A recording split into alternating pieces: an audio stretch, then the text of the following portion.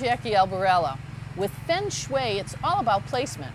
So let's take a look at this ancient art form that balances all of the energies in your home or workplace. I'm with Linda Elson today, who is a Feng Shui practitioner, and she's going to tell us about the basic tenets of Feng Shui and how we can use them in our gardens. Yes. Welcome. Thank you. It's great to be here. Let's talk about what is Feng Shui? Feng Shui is the ancient Chinese art of placement. It is a process to create what we'd say balance and harmony in our environments. And it originated about 3,000 years ago in China. You know, we could really take some tips from nature and, arrange our cities, arrange our villages for, maximum life. By achieving balance, everything will be wonderful.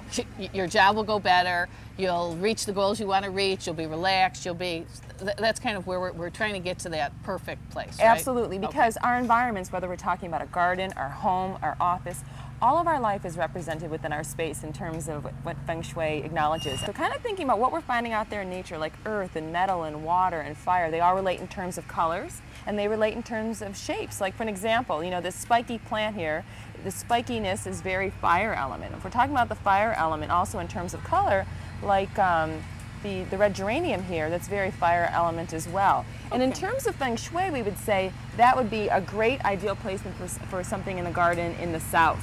We'd say the south is associated with your fame and your reputation or your standing in the communities. There are 5 elements. There's 5 elements. So think about, this is again the perfect setting about what we find out in nature. There's earth.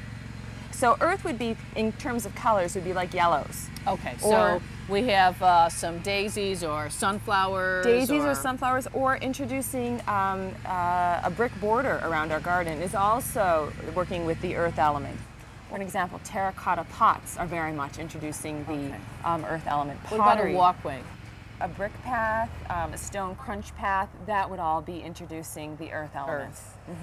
Also in terms of partnership, we want to think about things in pairs in our garden environment, okay? All right, so you would have 2 pots of daisies. Exactly. Rather than just 1 pot of daisies. Exactly.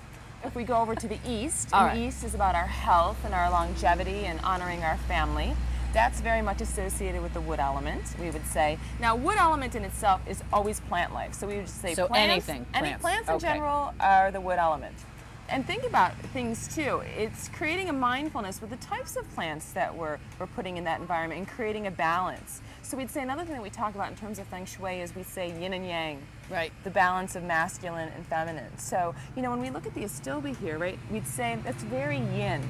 Yin is delicate, it's light.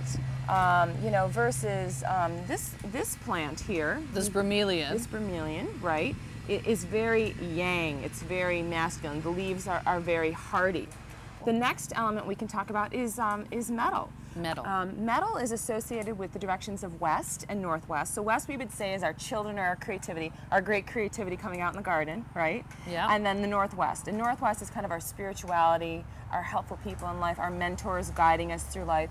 And metal element can be expressed through the color white, or grays and metallics. Well, how would you introduce grays and metallics in our garden? Think about it, maybe a great gazing ball. Okay. Maybe that in that western part of our garden, maybe that's where we'd have. It's in the back part of our property, a wrought iron fence, right? Blue, like the lobelia down here, is very much the water element. And water is associated with the north area. That's our career, or we'd say our life's journey, the path that we're on. And of course, when we're talking about the water element, introducing a bird bath. One final thing, let's talk about curves. Curves. In the garden, because yes. Curved pathways or curved beds. Yes. Or very much, we'd say that is creating the flow throughout the space, and that is very much introducing the water element. So without having to place a live water feature, it's creating that meandering path that's creating and introducing the water element and that flow, if you will, through our garden. So that's the other thing in terms of Feng Shui. You never want the square, boxy gardens. All these different life sectors, again, north, south, east, west, northeast, southwest, northwest, southeast, are divided into 8 directions, right? So those 8 directions are your different life sectors. They're all related to colors. They're all related to shapes. They're all related to textures. And knowing that that can impact different parts of your life, it's creating a mindfulness in your planting. Great. So now in February, when you're planning your garden and you're looking at your seed catalogs and you're trying to decide where to put your garden, what you're going to put in the garden this year, you also want to think about these tenants. of Feng Shui and work them into your garden, and I bet you your garden is going to do better than you even ever expected.